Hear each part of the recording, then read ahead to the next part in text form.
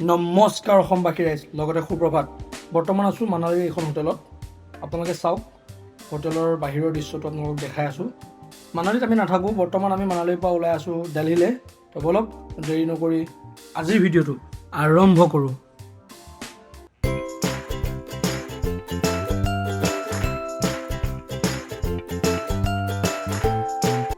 ৰাইজ, মানালীত দুদিন থাকিম বুলি আহিছিলোঁ, কাৰণ আছাম টু লাডাখ আমাৰ যি ৰোড ট্ৰিপ আছিল, সেই ৰোড ট্ৰিপত আমি শ্ৰীনগৰ হৈ আহিছিলোঁ আৰু মানালী হৈ ওলাই যাম বুলি ভাবিছিলোঁ। মানালীত দুদিন থাকি মানালীখন আপোনালোকক খুব সুন্দৰকৈ দেখাম বুলি ভাবিছিলোঁ, কিন্তু কি হ'ব, যোৱা ৰাতি মানালীত যি হিচাপত বৰষুণ হৈছে আৰু ৰাতি লেণ্ডশ্লাইডিং হৈছে বহুত ঠাইত।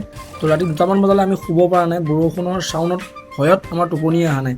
গতিকে ৰাতিপুৱা ফাৰ্ষ্ট টাইম মানালীৰ পৰা ওলাই দিছোঁ আৰু ৰাতিপুৱা নিউজ চাইছোঁ, বৰ্তমান মানালীত য়েল্ল' এলাৰ্ট চলি আছে। তো আপোনালোকে যদি মানালী আহিম বুলি ভাবিছে, অলপ দিনৰ কাৰণে মানালী অহাটো স্কিপ কৰি ৰাখক। যেতিয়া মানালী চিটুৱেশ্যন ভাল হ'ব, আপোনালোকে মানালী আহিব। হিমাচলখন সঁচাই বহুত ধুনীয়া। আমি চাম বুলি ভাবিছিলোঁ যদিও চাব নাপালোঁ আৰু আপোনালোককো দেখাব নাপালোঁ, তাৰ কাৰণে বহুত বেয়া লাগি আছে। ভিডিঅ'টোত মই এতিয়ালৈকে ওলাব পৰা নাই, কাৰণ মই দাঢ়ি চুলি একো কাটিব পৰা নাই, সেইকাৰণে মই গোটেইটো একদম ভেবেলা হৈ আছোঁ। তো মই এতিয়ালৈকে ওলোৱা নাই। মোক চাইনো কি কৰিব আপোনালোকে, চাওক হিমাচল প্ৰদেশখন বহুত ধুনীয়া। আমি গৈ আছোঁ হিমাচলৰ পৰা দিল্লীলৈ। তো আপোনালোকে চাই যাওক জেগাবোৰ খুব সুন্দৰকৈ।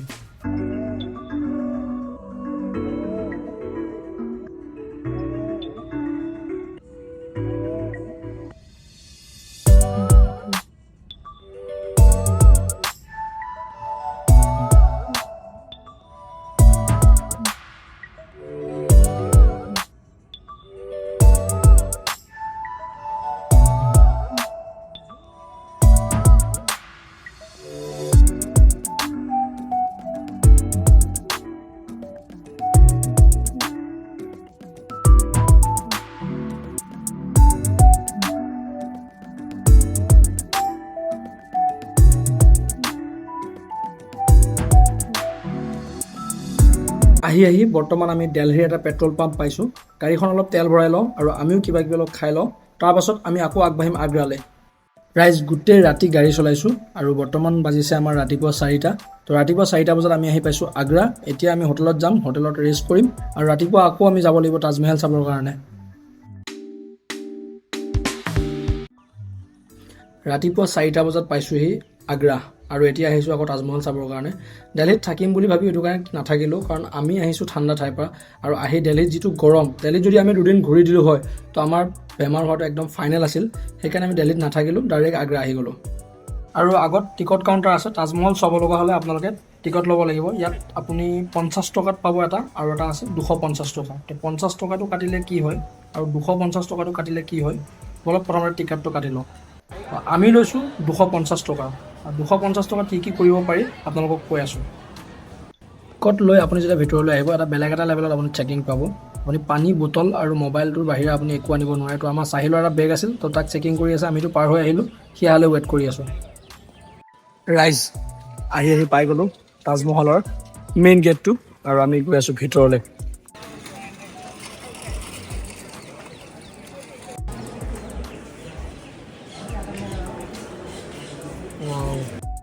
ৰাইজ, গেটেৰে সোমাই আহিছোঁ আৰু চাওক,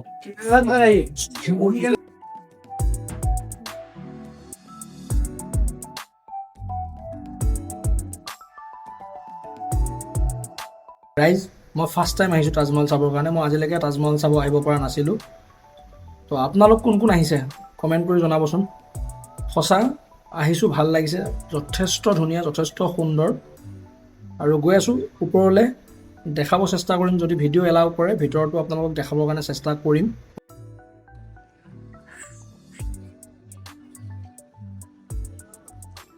ৰাইজ, যোন ফালৰ পৰাই চাওক একেই দেখিব। তাজমহলটো দেখাত চাৰিওপিনৰ পৰাই একেই। যিহেতু গৈ আছোঁ তাজমহলৰ ভিতৰলৈ, তো ভিতৰত আপোনালোকক খালী জোতা বা খালী চেণ্ডেলে যাব নিদিয়ে। তো আমি লগাই ল'লোঁ জোতাত কভাৰ,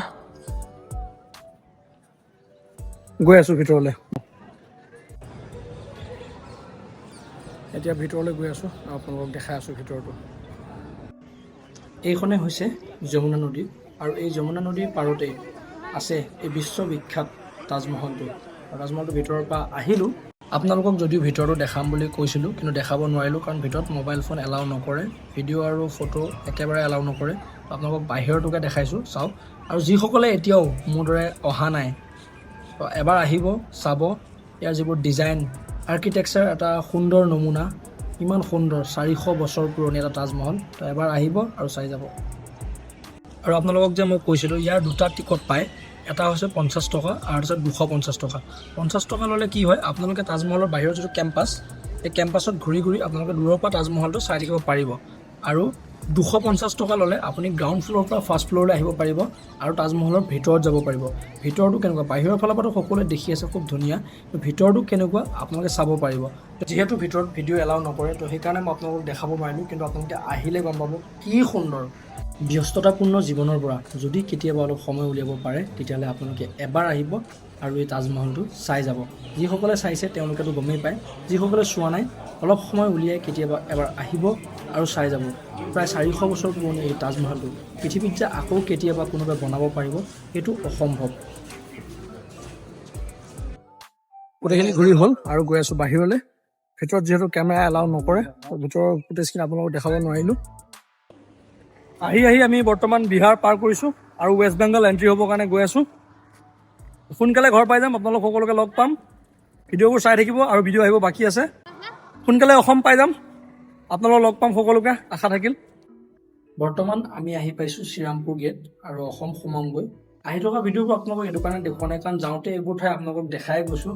তো আহোঁতে আকৌ এইবোৰ ঠাইকে দেখাই থাকিলে আপোনালোকে ভিডিঅ'বোৰ চাই আমনি পাব, সেইকাৰণে এইবোৰ ঠাই আপোনালোকক দেখাই থকা নাই। আমি জাষ্ট আহি আছোঁ যে বৰ্তমান ৱেলকাম টু আছাম আপুনি দেখা পায়। তো অসম আহি পাইছোঁ, মই অসম সোমালোঁ। নমস্কাৰ ৰাইজ, পুৱাই আহি অসম সোমাইছোঁ। একাপ চাহ খাম এতিয়া অসমত। বহুদিনৰ মূৰত এই পাহাৰবোৰৰ ভাই বেৰি, গছ গছনি নোহোৱা যে অসমৰ সেউজীয়া পৰিৱেশত আহি সোমাইছোঁ, যথেষ্ট ভাল লাগিছে মনটো। অলপ ঘৰলৈ আগবাঢ়ি গৈ থাকক।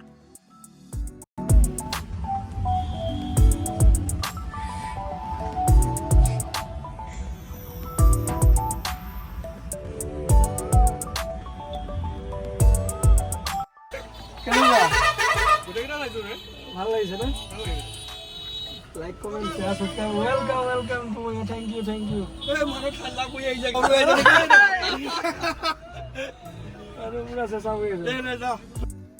ৰাইজ, অসমৰ পৰা লাডাখ প্ৰায় 9,000 কিলোমিটাৰ ৰোড ট্ৰিপ কৰি আমি ফাইনেলি আমাৰ মৰমৰ গাঁওখন পালোঁহি আৰু সকলো আগুৱাই আহিছে আমাক চাবৰ কাৰণে, এটা খবৰ ল'বৰ কাৰণে।